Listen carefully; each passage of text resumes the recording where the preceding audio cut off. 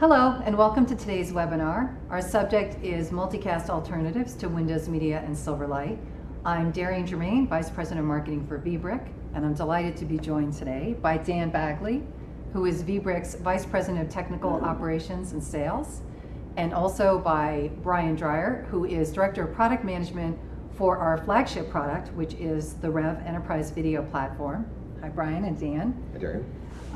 And it's worth noting that today you're watching our webinar using Rev, and we would encourage you as we go through the content in today's webinar to use the Rev moderated Q&A feature and submit your questions, and when we get to the end of our topics, we'll go ahead and cover your questions as we can. So let's go ahead and get started. So Brian, let's set the stage by explaining the difference between video in the enterprise versus video on consumer websites. Yeah, I think this is a really important place to start because there's a lot of confusion out there today around, what you can do with video, right? I mean, we all open up any of these news sites today, we go to our popular tech crunches, and no matter what, there's a lot about video out there. But what you find is that it's very consumer slanted.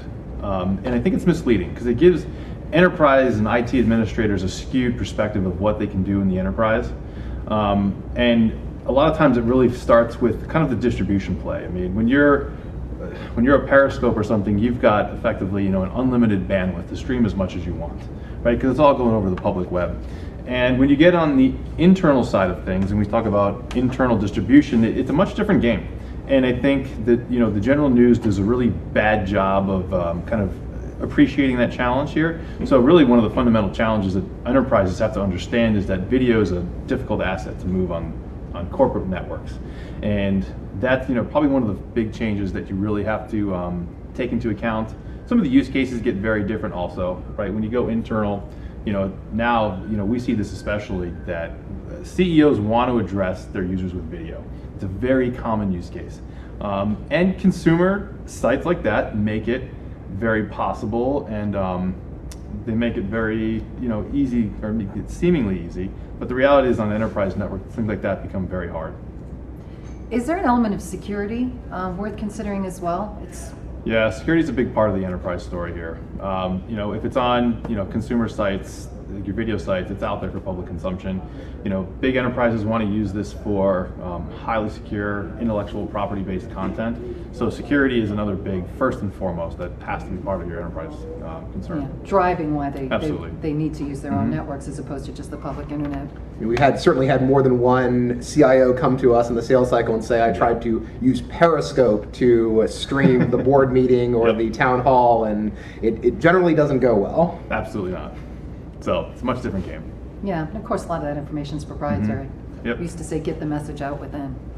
Dan, can you tell us, today's topic, why is this so topical right now? Why are we talking about Windows Media and the end of life and Silverlight? Why is this really bubbling up to the surface now with enterprise users? Sure, well thanks Darian. So this really goes back all the way to 1995, and I had to look this up because Netscape plugin API, NPAPI, is the architecture used to play back video in the enterprise in many, many cases. And all the way back to 95, Netscape introduced this. It was adopted by Firefox, by Chrome, a number of other major browser vendors, and this was the architecture that really allowed you to write a plugin for a browser such that it could play a proprietary video stream. So many multicast video streams were built on this NPAPI architecture. So vBrick had a NPAPI vBrick player for multicast streams. Microsoft Silverlight was in this realm. A variety of other multicast and similar type technologies were built using NPAPI. So about a year ago, Chrome took the leading edge on this, as Google tends to do, and started the process of deprecating support for NPAPI. So in March, they made it opt-in only. You had to go through a process to actually start it up and get things moving and leverage NPAPI plugins. And then as of September of last year, they've actually fully deprecated support. So that's completely eliminated from Chrome. So those multicast players, including the vBrick proprietary player, no longer work in Chrome. Simultaneous to this, Microsoft Edge never supported NPAPI. They started as a modern browser without that architecture. And Microsoft and Apple have made similar moves as well. So Microsoft has eliminated Windows Media Server and Windows Media Streaming.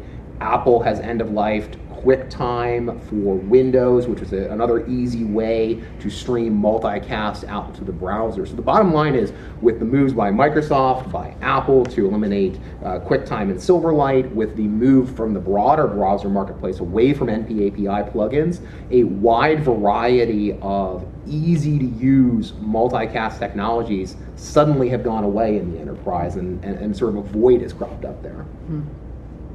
Well, Brian, can't people just do the same thing with HTTP streaming and fall back to HLS dash?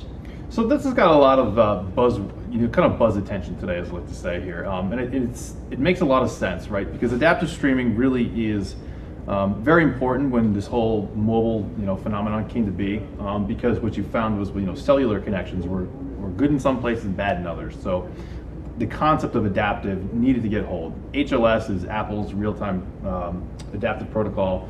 Dash is becoming more of the industry adopted, but it still doesn't have full coverage, which is what I think really is holding it back. For instance, you can't play Dash on iOS devices. They still only support their own HLS, and I think when that happens, you'll see adoption really take off. That's probably holding back Dash. But more often than not, though, HTTPS it's great, but it doesn't cover everything. Part of why we're here is that multicast is still a very valid part of the enterprise story.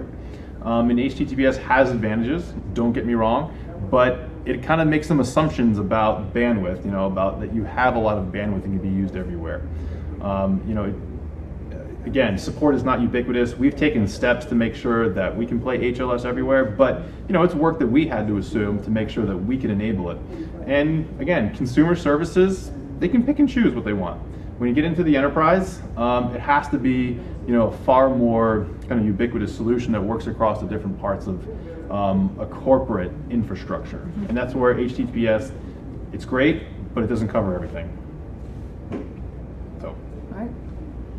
Dan, how about WAN optimization technology? We hear a lot about that too. Won't that solve the challenge of getting video across the enterprise? Sure. So, WAN optimization technologies, and typically we're talking about HTTP and HTTPS-based WAN optimization technologies, are a great tool. They're typically opportunistic. They typically work on a wide variety of content, whether we're talking about websites or video or applications, similar things. So there's a lot of great vendors in this space. Cisco has a great solution. And when we look at it for video, and the other vendors as well, it's part of the solution, especially when we're in concert with HTTP streaming technologies like HLS and Dash. These technologies can opportunistically cache. So, very briefly how they work. So if Brian and I are both at a branch office of a large corporation, we're behind a T1 line, if I click play on a video on demand and I'm sitting behind a generic WAN optimization pathway, that device, whatever it may be, will see I'm streaming a video, it'll cache the chunks, the portions of that video, and store them locally. So if Brian goes to watch that the next day or the next hour or even 10 or 15 minutes later, he'll get that from the cache. So it optimizes the WAN link, if you will. So for video on demand in certain circumstances, this can be a good option. But as we think about live videos, we're in a live webcast right now, and many people are watching this worldwide via our integration with Akamai, but a lot of people in the VBRIC office here are watching it locally. So if all of those folks were watching it simultaneously, and all we had was a generic HTTP WAN optimization device in the mix, we couldn't be sure that the scalability challenges are going to be met. Everybody hitting play simultaneously, requesting the exact same second of video and audio at the same time, presents a real scalability challenge. And finally, these devices, they tend to be opportunistic. You can get into some pre-positioning, but the bottom line is they're not video optimized. They're great devices. I don't want to disparage WAN optimization technologies because they solve a lot of problems, but they can't do video-specific features such as transmuxing, transrating, multicast. As we get into sort of the ECCN, they fall short of that metric. Well, as long as we're on that, how about peer-to-peer services? What are the pros and cons? We hear a lot, and sometimes they call themselves peer-to-peer, and sometimes it's a little bit softer reference, but we know that there's a lot of attention being paid now to peer-to-peer services. What are the pros and cons of that? Sure. Well, I mean, I understand the allure of peer-to-peer, and to your point, there's been a marketing push recently to try and redefine peer-to-peer as a software-defined content delivery network or something along those lines, and it's a very simplistic allure that you're going to deploy this software only, it's going to work inside of your network, and it's just going to figure out how to distribute the video, and if it works, that's a very, very nice idea. But there's fundamentally some concerns here. So first of all, a lot of the enterprise video peer-to-peer vendors are outside of the video management space. So you're typically contracting with a third party. You're looking at someone separate from distribution that you are for using your management or your webcasting platform. So that presents some challenges right off the bat. But really the fundamental crux of the challenge with peer-to-peer technologies is the exact same thing as its major advantage. That software-defined nature, no setup, it's just going to figure it out. It's the greatest advantage of peer-to-peer, but it's also the greatest disadvantage of peer-to-peer. So you think about any network topology where you have a hub and spoke, we have a mesh topology, an MPLS cloud, any way you arrange a LAN inside of a major corporate campus, there's gonna be bottlenecks, there's gonna be choke points. So as soon as we have a scenario where Brian's PC is the only link between this half of the network and the other half of the network, if we allow a software-defined or a peer-to-peer solution to try and bridge those networks, the only pass-throughs is on Brian's PC, and Brian's PC is gonna get out of control. So they gobble up those resources on your PCs. It's, again, a nice idea to use your existing Macs and PCs as distribution nodes, but that has a resource constraint to it too. It's also got a security concern. So everybody's downloading software on their PCs, even if you're managing it from a centralized authority, it's consuming resources, it's running 24/7 in the background. There's some real security concerns with that type of platform. Probably something to be said for opportunistic resources. That has to have a quality impact as well, right? If you can't control exactly what streams have priority or what's available on the network and it's opportunistic, does that have an impact on quality as well for live webcasting? Certainly, and it goes back to video on demand being a little bit easier. Right. You can accept that. Everybody's been trained by the YouTube era to accept the little bit blockier video at the beginning, and it gets better as you go, and that makes it easier to do with video on demand. But when a CEO is setting up to address all 10,000 people, all 50,000 people in their company, the expectation of quality is much higher. Yeah. All right, well, then there's another thing going on too. Brian, you hear more and more organizations today are multicast enabled. Doesn't that mean they have everything that they need to deliver video? For a long time, people didn't have multicast enabled networks, and now it seems like they're there. It's an interesting paradox we've seen. And we've seen this, and as we can talk to customers, it's kind of an interesting thing here, right? Over the last 10, 15-ish years, companies have invested quite a bit in adding multicast, either parts of their network or getting as much multicast on their network. You very rarely do see a 100% multicast enabled network, but we do see big pockets of it.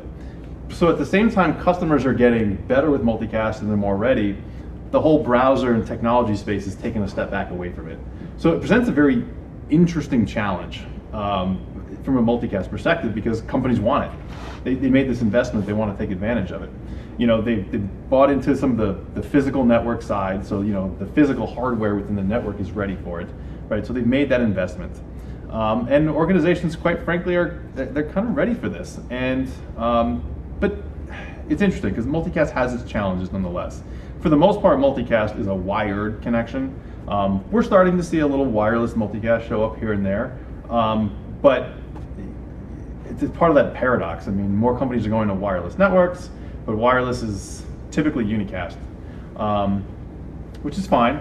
The other kind of issues you get with multicast, there's mobile, for example, like this whole BYOD movement. Which is huge. That is not new anymore by any means, right? It's here to stay. And multicast is a true kind of desktop browser playback device. And that's really because the whole HTML5 players are strictly unicast, and that's all you get on mobile browsers now. So really, multicast is a great desktop solution. Companies have invested in it, but it's part of why we make sure we enable it, because organizations and enterprise, they want to take advantage of that. Well, and particularly with more and more BYOD and mobile users, and what we found in our webcasts as well is sometimes your mobile users are more equal than others. A lot of your executives are out in the field or on the road. Your sales team's out in the field. So being able to have a seamless experience, multicast is not going to reach those mobile users. So I think the bottom line is you're never going to find an organization that has 100.00% multicast across their entire LAN and WAN. So whatever solution you use should take advantage of multicast where it's available, but have alternatives for the wireless for bring your own device, so you can still get high quality to those endpoints. And to his point, YouTube has trained us to expect video on your phone. Yep. Right? So this applies in the enterprise. yeah, with more and more millennials coming on board, that's just going to continue unabated. Yep. So Dan, we hear a lot about HTML5. Will this solve the video distribution challenge? We talked to some folks who really do think it's going to be a panacea and everything just kind of gets homogenous and it's all solved. Sure. I mean, it's very clear HTML5 is the future of video streaming, both consumer and enterprise driven. However, I think it's really important to separate the playback mechanism from the delivery mechanism. So HTML5 enables a playback mechanism, so it can partially replace those NPAPI plugins and actually providing the video player for us to play content back. But it is somewhat limited today in its support for a variety of streaming protocols on the LAN. So you think about multicast versus unicast, and we'll get more into that in a second. But if you want to have a successful delivery of video, you need both. You need the protocol to deliver the video as well as the player to play it back. So, I mean, one of the big challenges is browser support. So a year plus ago when we were looking at coming out with our HTML5 native player, which is out and everything's HTML5 native in the Vibra ecosystem, if it supports it. But when we were going through the planning exercise for that, one of our product managers put together a matrix, and how many columns did it have? Yes, the support with the lines up with the browser and the OS, it was all over the place. I think it was something like a 20 by 30 grid between the major browsers and operating systems and ports and protocols. Yeah. So it's a wide array of support out there. Now, some browsers have native support for something like HLS to be played back in an HTML5 player. Other browsers don't have native support, and you can build that yourself, something media source extension that allows you to write something in JavaScript that can decode that and play it back inside of an HTML5 player. So that's what we've used to build our HTML5 player across all the major browsers and play back HLS. So we've built that ourselves, but it's limited to that HLS that we've implemented. Now, when you think about multicast versus unicast, there's the big challenge here. So I want to be very clear on this. There's no standards compliant way to deliver multicast to an HTML5 player today, even with that media source extension. So there's a number of players out there in the marketplace who are talking about HTML5 and multicast, and that's a great idea because we all want to get there. But if you're talking about it today, it's always using an intermediate layer. So is it a Java applet? Is it a little program that's running in the background? Something that takes in IP multicast and converts it to HLS or Dash or something that can be read by a media source extension inside an HTML5 player. So that fundamental unicast nature means it's only a partial solution today. Yeah. Well, Brian, web conferencing and instant messaging vendors say that they can handle enterprise streaming video. We know who a lot of them are. Yeah. How does that really measure up? Yes, it's another one of those areas that looks really good on a news article. Yeah. Right? You know, you can just use this, then it magically does that. And I tell you, the reality of it is so far different than what some other companies like to choose. I mean, we all have some kind of messaging platform on our desktop that's capable of video. That's pretty homogenous at this point. There's not really a big differentiator in there. But to sit there and assume that you're going to run a 5, 10, 15,000 person event off of something that's really only built for a 1 to maybe a couple dozen in reality, it's just not realistic. And there's a handful of reasons there, right? I mean, we've talked about distribution quite a bit, but that's one of the biggest reasons. I mean, this isn't built for, scalable live distribution, right? This is like a point-to-point, having some two-way conversation, not large-scale one-way video. That's for one thing here, right? So you've got a scalability challenge. Another challenge is a lot of times some of them are tied to cloud backbones. So again, it's great, it's in the cloud. You've got unlimited delivery when you're outside the network. Well, the second you come in, crash, right? Whether it takes down the network or it just strips the quality down to something that's completely unusable, right? So that's part of the the other part of the scalability challenge there too. And then the third part is it's a quality problem. you're dealing with webcams for the most part that are built into a desktop. I mean, if you're lucky, maybe you've got a decent one that's attached to your USB. But when your CEO wants to address your company, they want studio quality, they want broadcast quality.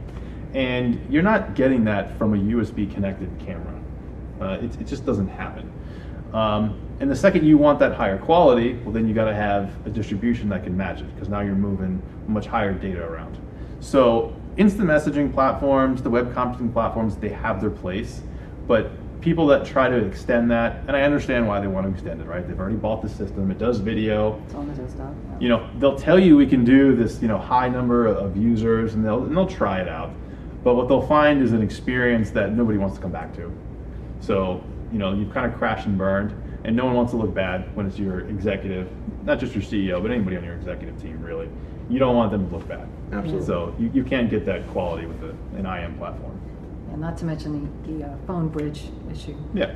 So, which takes up a lot of bandwidth too. I don't think people always Mhm. estimate exactly how much bandwidth that's going to take up on your network.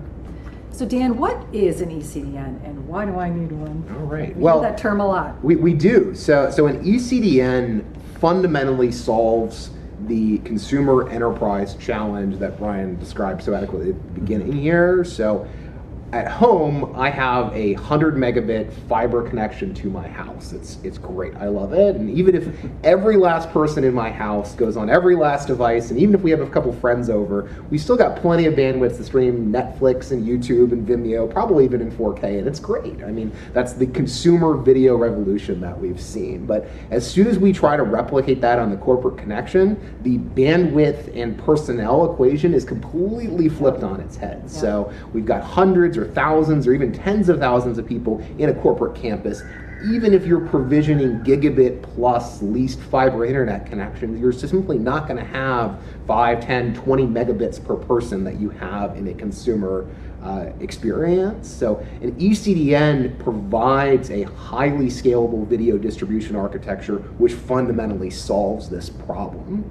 I mean, the device equation is certainly part of it as well. So Yeah. thinking about people joining on iPads or cell phones, to Brian's point, we're trained by YouTube to expect video on our phone constantly. I mean, these are fundamentally different ports, protocols, streaming players, etc. So they're yet another stream through the firewall. So a good ECDN can take in a single archival stream from the cloud or over the WAN and then reflect that locally off of a wide variety of devices, a wide variety of protocols. It can change things, convert streams, even in quality on the fly. Yeah.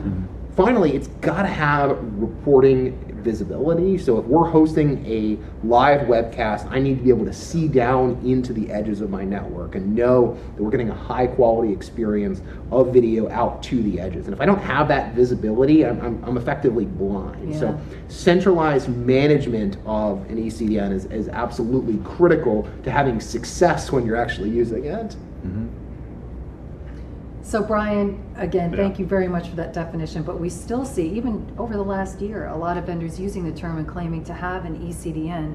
So how do you differentiate what a true ECDN is? I mean, kind of everybody's saying they have. Yeah, I know, and this is it becomes a challenge, I think, for all of us to try and differentiate ourselves here too. But you know, it's very easy to, again, you string two little pieces of software together, and you can call it an ECDN, right? I mean, peer-to-peer guys are even trying that to an extent here. But you know, it's nice on one hand because we've been talking about this for years, right? I mean, this has been one of the strengths of eBrick for a long time, Yeah. and it's somewhat validating, you know, when your market kind of catches on and understands that, oh, there's something that we also need to solve for. So to some extent, you know, it proves what we've been talking about. You know, probably one of the first companies out there really talking about it from an enterprise problem here.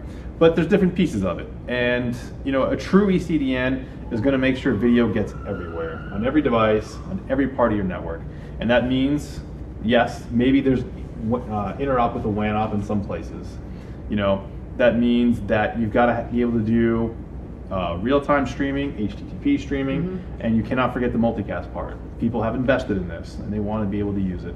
So your ECDN really, it has to be able to traverse the different parts of your network.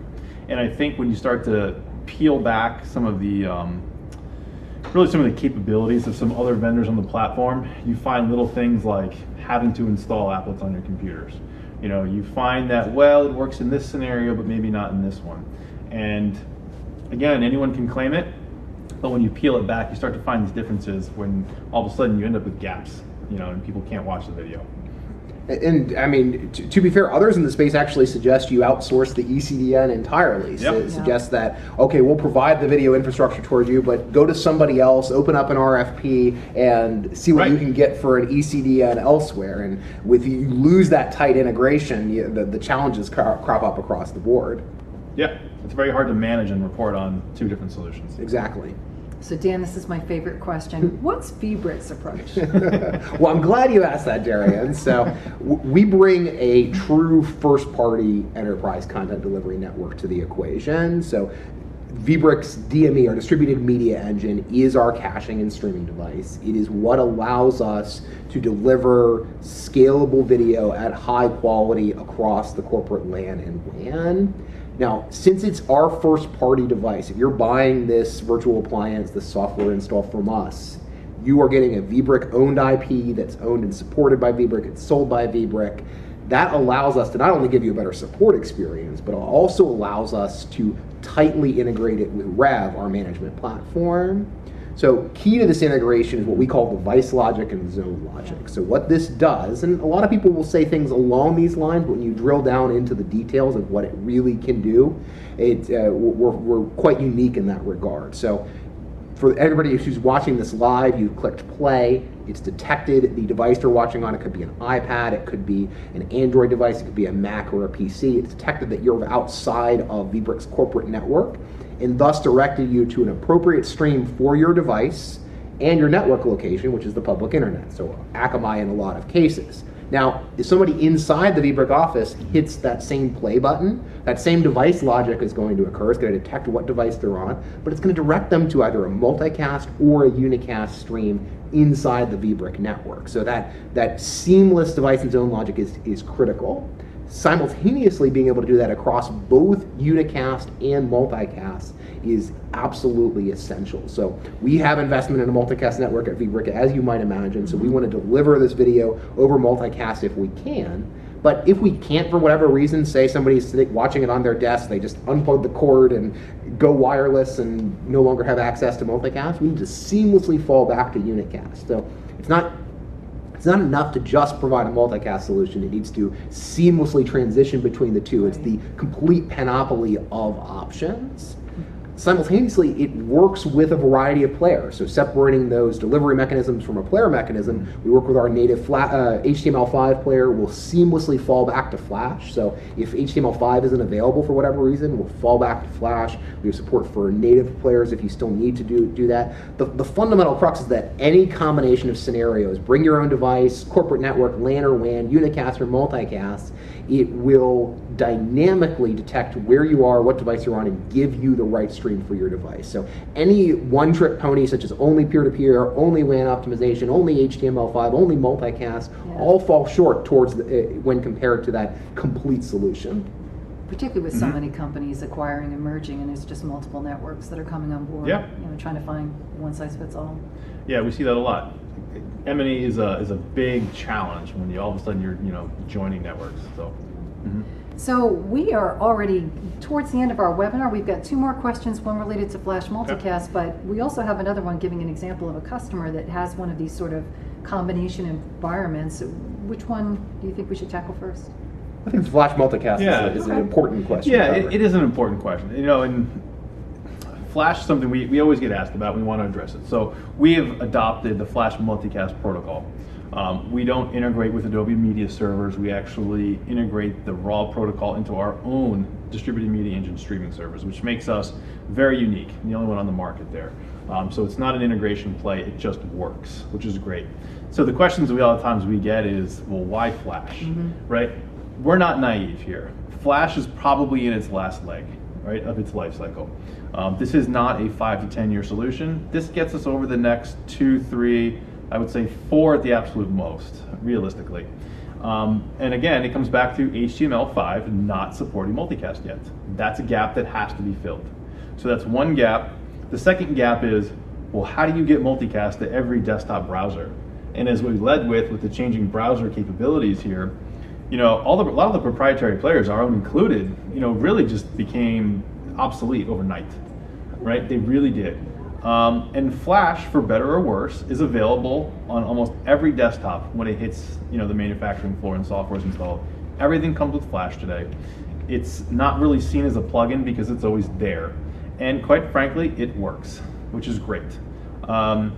And that's what people want. So, you know, we built in some failover, like Dan was saying, like if something happens with multicast stream, it fails over. But the point is, Flash gets you there today. It lets you use that multicast network. There will come a time when multicast works in HTML5. That point hasn't hit yet. So for now, we think this is probably, you know, the best cross-browser solution to make sure that everyone can use multicast. I always like to give the example of Chrome. So Yeah. Chrome deprecated the NPAPI support. At that point in time, there was functionally no easy way to play multicast in Chrome. But since Chrome comes bundled with the Pepper version of Flash, so an integrated version of the Flash plugin that can play Flash multicast, anyone who has Chrome doesn't have to install anything else, including the Flash plugin. It's already there, can play our multicast stream on the Chrome browser every time. So it's actually functionally gone from worst to first from a multicast perspective. Yeah, and even Microsoft adopted the same approach with their new Edge browser. Exactly. Right? They use the same version of Flash. They built it natively in. The user doesn't have to do anything. It just works. And that's what customers want. So it's practical. Yeah. So last question that we have, I think, is one that everybody would love to hear, which is, can you give us an example of a customer, you know, that's deployed Rev with this sort of combination environment and what their requirements are and why? You know, what was their setup? Sure. So thinking of a particularly good one would be a relative early adopter of our Rev platform. So they're a globally distributed media company. They've got about 10,000 employees worldwide. As a media company, video quality is extremely important to them. So they want to give a good video experience to their end users. They've got a strong bring your own device culture. So people are on iPads, on wireless. But simultaneously, they're multicast across 95% of their enterprise to their desktop. So they want to take support for multicast while simultaneously supporting that BYOD culture. And executives, including executives off network on public internet and coffee shops, similar, working remotely. So getting a single solution that can operate with our cloud hybrid design where our management platform is in the cloud, distribution is on-prem, the enablement of multicast, unicast, and adaptive delivery based on that device logic and zone logic was a particular fit for this customer. They did an extensive RFP-based evaluation. They looked at every option available in the marketplace then and now and came to the conclusion that only vBricks Rev and DME could meet the entire solution of their user base. They could hit 70 to 90% with a number of other options, but only vBrick brought that full 100% solution. You know, I seem to recall that customer as well had a need to integrate video conferencing as a feed. They wanted to have executives from multiple disparate locations tuning into the webcast, and they were able to do that as well. Yeah, we haven't talked about, you know, video conferencing here, but that's a big piece of the puzzle, right? It's part of the integration story. But yeah, it's great. And the example I always love is when someone watches a webcast from the airport, right? Because the airport is an incredibly congested place, right? From a, you know, physical people, but the network also. And you know, when that works, I think we've done our jobs pretty well there. Yeah, and it goes back to quality. I mean, video conferencing provides a great quality source. It's typically a very, very high quality camera. So let's use that, but let's distribute it with a technology that can meet that quality. Yep. Well, I get that feeling that it's a single organization. That's what customers always say. It's just really nice to have everyone included in the same webcast, to have a sense of camaraderie and common team, and seeing multiple executives in different locations on the same webcast is pretty powerful. So, well, I think we're pretty much at the end of our webcast. I want to log into the see what questions that we've got if we have a few more minutes. We've run a little bit over. Sure. So we Q&A on our iPad up here for all of us. Take a peek and see what we've got queued up from our wonderful moderation team behind the camera. Yeah, we actually do have multiple moderators fielding your questions. Oops.